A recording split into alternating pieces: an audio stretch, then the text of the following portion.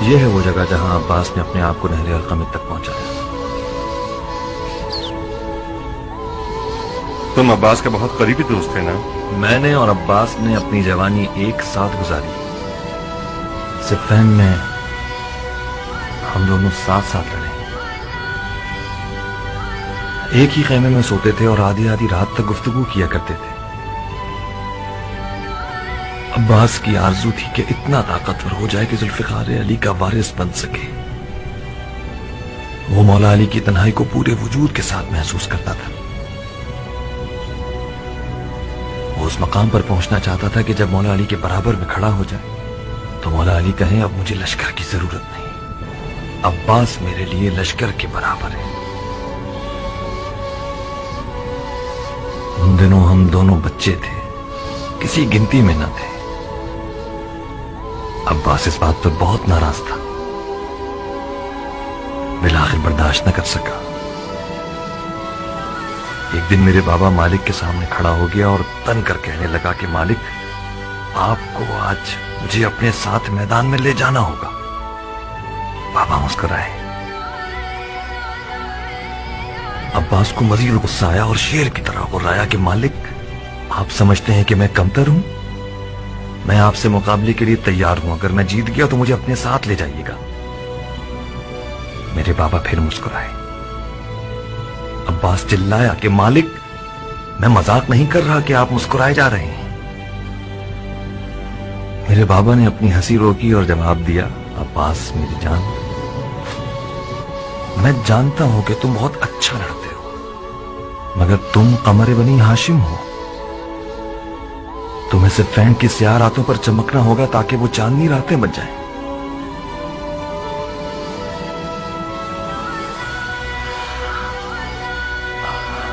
عباس نے جب یہ تعبیر سنی تو خاموش رہا۔ نقل ہے کہ جب عباس القمت پہ پہنچا تو شدید پیاسا تھا، مگر اس نے پانی نہیں پیا۔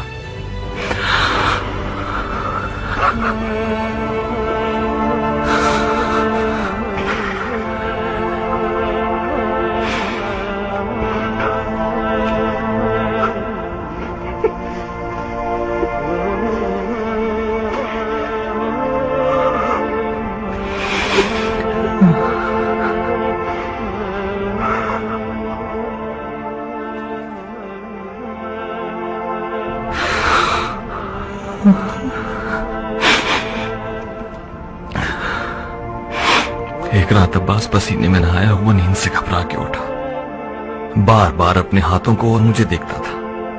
میں نے پوچھا کوئی خواب دیکھ لیا؟ اس نے کہا ہاں۔ میں نے پوچھا کیا خواب دیکھا؟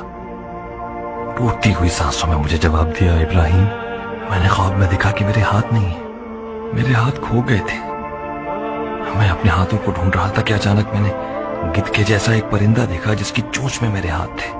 وہ میرے ہاتھوں کو کھانا چاہتا تھا۔ میں نے اسے پتھر سے مارنا چاہا، مگر مجھے خیال آیا کہ میرے پاس تو پتھر اٹھانے کے لیے ہاتھ نہیں۔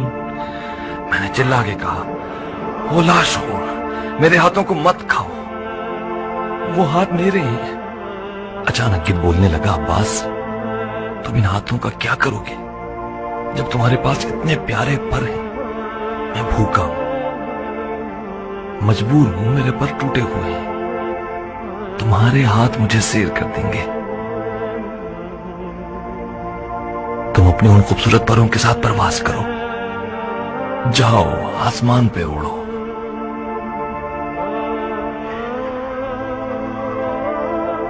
جب میں نے سنا کہ عباس کے ہاتھ کاٹے گئے تو اس کے اس رات والے خواب کی حکمت کو سمجھ گیا۔